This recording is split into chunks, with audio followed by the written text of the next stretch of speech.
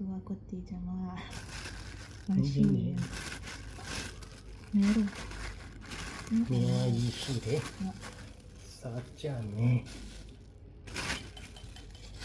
ဆွဲထိုက်တယ် အာလူ ဒါမနဲ့ပြန်တီထားလို့ရတယ် တင်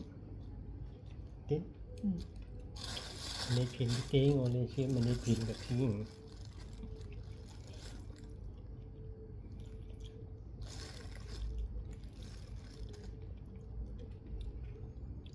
ဒီချိုးမကြိုက် ဟမ် ဘူးရုပ်မစားချင် ဟာ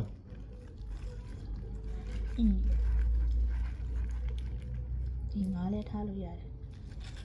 အဲ့ငါးသားချက်တယ်ဒီကငါးရစားလို့ခေါ်နေတာ